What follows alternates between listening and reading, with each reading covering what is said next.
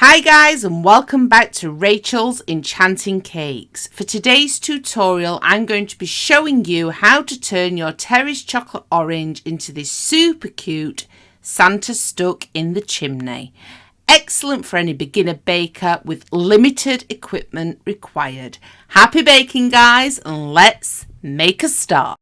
Unwrap a terrace chocolate orange and place this directly onto some baking paper. Using some liquid glucose, simply brush this over your terrace chocolate orange. This will act like a natural glue when we add the fondant. Starting with a small ball of red fondant, roll this into a sausage shape and then simply push it down in the centre. You then want to apply this directly to your covered terrace chocolate orange. Roll out exactly 150 grams of a lovely red fondant, trying to keep this in a circular shape. Carefully place this directly over your covered terrace chocolate orange, negotiating the pleats from the top to the bottom and picking up the detail that we added to the top when we placed the cone on there. Using a sharp knife, simply cut away any excess fondant.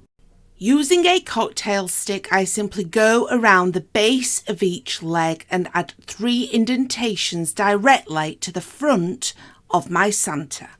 For Santa's belt, start with a ball of black fondant and just push this down so it's more of a frisbee-like shape. Then you simply place the terrace chocolate orange directly on top and keep on shaping it just around the base.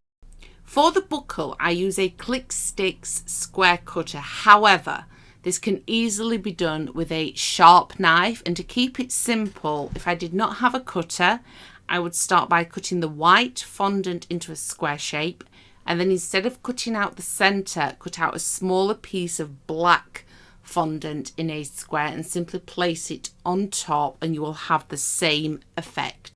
I then simply glued that directly to the front with some edible glue before applying this long sausage shape in white. I've already applied glue directly to the terrace chocolate orange and simply cut off any excess fondant at the back. Now, using some sharp scissors, simply cut directly into the white to try and give it more of a fluffy fabric-like effect.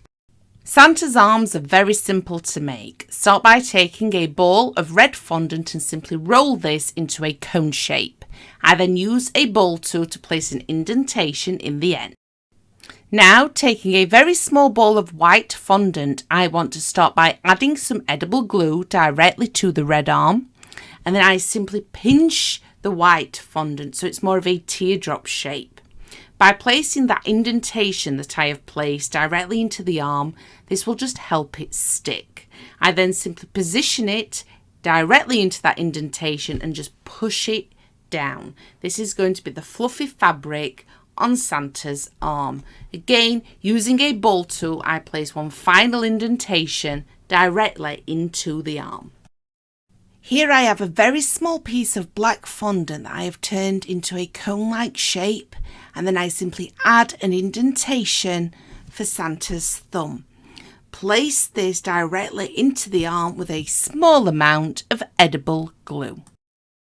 Finally, using the scissors, simply create a fluffy fabric effect again. Before you cut off the end, make it level with the other arm and position into place with a small amount of edible glue. For the legs, take 2 balls of white fondant and stick this directly onto the red.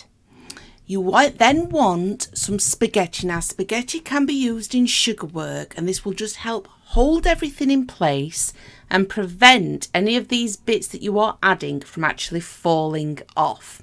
Place one directly in the centre of each of the legs.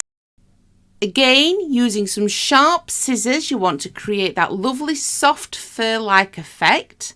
And then finally, for Santa's boots, you want to start by taking a ball of black fondant and simply roll this into more of a cone-like shape.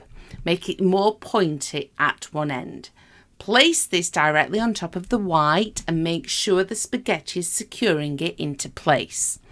Once you have done this, you then simply want a small ball of black and place this directly on top. This will act as Santa's heel. It really is as simple and easy as that. Happy baking, guys. I really do hope I have helped you again today, and I will be back soon with an awful lot more new, completely free content.